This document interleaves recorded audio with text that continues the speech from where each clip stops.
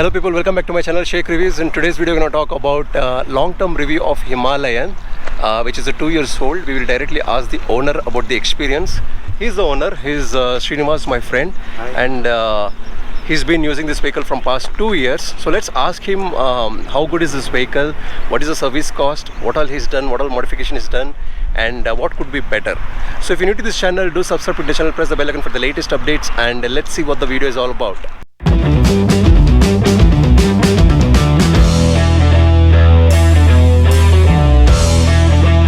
Let me take you through the technical specifications of this bike. This is 411cc engine which generates 25 bhp or 24.5 bhp of power at 6500 rpm, and it generates 32 Nm of torque at 4000 to 4500 rpm. The front you get 90 by 90 section, at the back you get 120 by 90 section. The front is 19-inch wheel, the back is 17-inch wheel. Both are spoke wheels, which is meant for off-roading, purely off-roading. They do get button tires at the back, and these are from the MRF, I mean the C8 tires now. The tank is of 15 liters, roughly you get around 25 kilometers average. In cities, maybe in the highways you may get up to 30 plus, depends on your riding style. And the brakes, it's a dual channel ABS. The front you get 300 mm disc, at the back you get 240 mm disc with 2 piston floating calipers. So that's about the technical specifications. So if you see I've turned on the ignition, it's come to life. If you see the meter, it has driven around 23,000 kilometers. This is a tachometer, this is a speedometer. It has a lot of information here in this instrument cluster, and it's a semi-digital, and this is information for your engine, battery, ABS mode. This is the old one which shows your fuel indicator, and this is your compass. So that's a pretty basic information about the instrument cluster. So that's the technical specifications, guys. To be honest, Himalayan is one of the best vehicles available out there for your off-roading, because any other bike cannot do what this does. At this price point, no other vehicle does this. You can take this vehicle and you can go to any place in India or out of India also. I mean, it's a complete package. The only let down thing I would say is the speed. I mean, it generates only 25 bhp of power, and considering the weightage of this vehicle, the high speed is somewhere around very limited. 135 is what I believe. You can also push to 140, depends on the rider's weight. That's my opinion of this bike, but let's hear it from my friend Srinivas, the owner of this vehicle, and what he feels about this, and we'll get to know more information about this vehicle. So he's Srinivas, guys, my friend. He owns this vehicle Himalayan. He has a biking community called on-road peace seekers, so ORPS. He started this community, so they're basically 30 to 40 bikers who in the weekends do biking.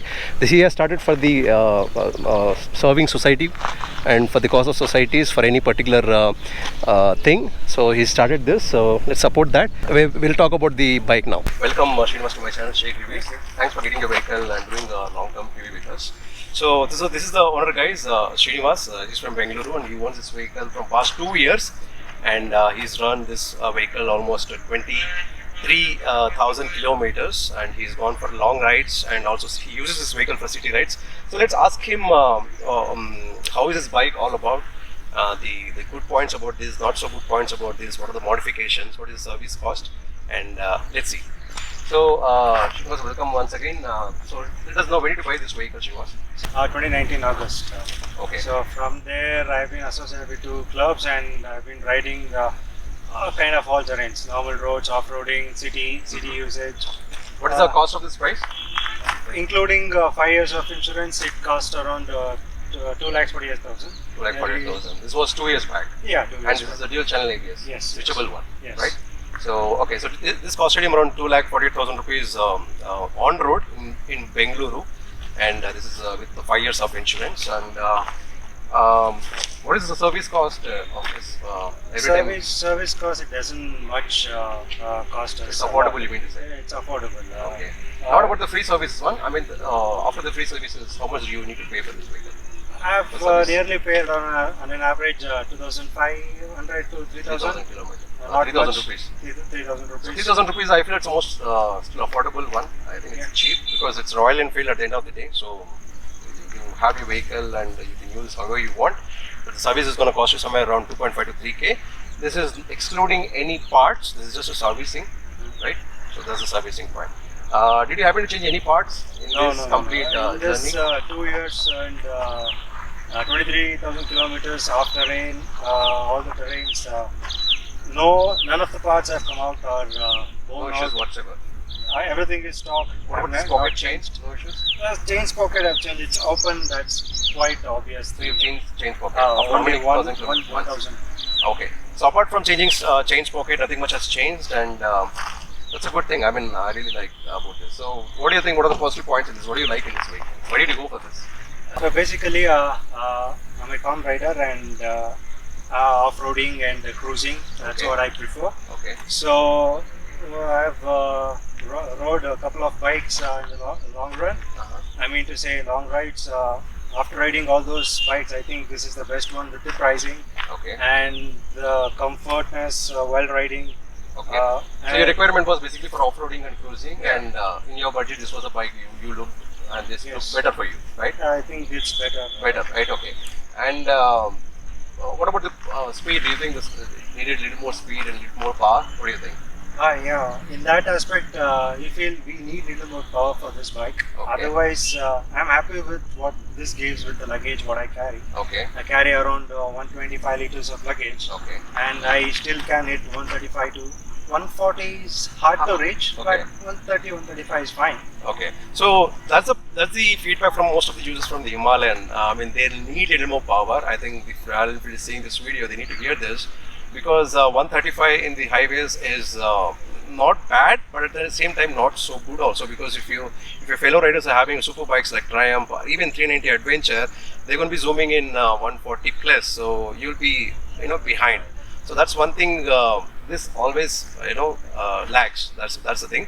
But let me remind you one more thing. This bike is not meant for speeding. This bike is for your off-roading. I don't think so anyone in the off-roading terrain would do 100 plus. That's not possible, and I don't recommend also, because off-terrains is where you enjoy your off-roading experience as a rider. Okay, in the highways, and if you're doing it for our long rides, you don't need to rush in 140s. I mean 130, 120. It's still a good speed. I do not deny that, but that is what it is. So Srinivas, what are the negative points in this as per you? Negative points is a little bit on the brakes. Uh-huh. Apart from that, the headlight, Okay. the spread is a little The less illumination is compared little low, you would say. little low. There is also a complaint from the Himalayan riders that the brakes are not up to the mark, but I believe the updated 2020 vehicles have come with better brakes. If I've done a video on this, do check out. I'll put it on the screen. That's a Himalayan 2020 model with Meteor trip pod attached to it. So do check out that video. But that's one thing which it lacks here. Brakes, it has to be improved. But again, they have switchable ABS. I think it still can be managed with the by maintaining the tire pressures. I think you can manage that in the off terrains. And also the illumination is this is still a halogen bulb, not the LED ones. So the illumination is a little bit problem in the highways. But if you're not doing a night rides, it's okay. But if you're doing a night rides, then that'd be a problem. You need to have a fog lights or aftermarket lights set up in your bike. And did you do anything else in this bike? Any changes?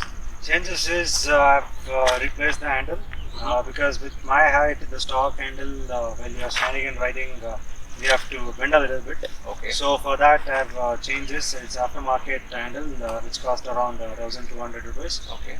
So this is very comfortable. Even in the sitting posture, it just comes to your shoulder level or a little bit chest level. Okay. So very comfortable. It doesn't put any pressure on your shoulders while riding, sitting, or you're standing and riding. Okay. So that's one modification I've made. Okay. And another one is saddle stay app, which is Okay. again 1,200. For your rupees. touring purposes. Yeah, this is only for the touring purposes. So that's the changes, guys. The Srinivas has changed his handlebar because he feels the stock handlebar is kind of little low. So there are two options for it. You can change the handlebar. You can add the handlebar risers. So whichever is comfortable for you, you can go for that. He's changed the handlebar for $1,000. I think that's an affordable one. No issues whatsoever. And he's also he's also added saddle stays for his bike because he does a lot of touring. He carries a lot of luggage, and even those are very affordable because they're 1,200 in this local market. So those are the modifications. So those are the points, guys. Positive points, negative points, owner experience, service cost. Overall, he's a happy customer, right, Srinivas? Yeah, I'm very Happy about happy. that. So he's a happy customer. That's the video, guys. Thank you, Srinivas, for doing this video with us. you. So that's a video, guys, about this Himalayan long-term review with the owner itself. If you have any questions, do comment in my comment section.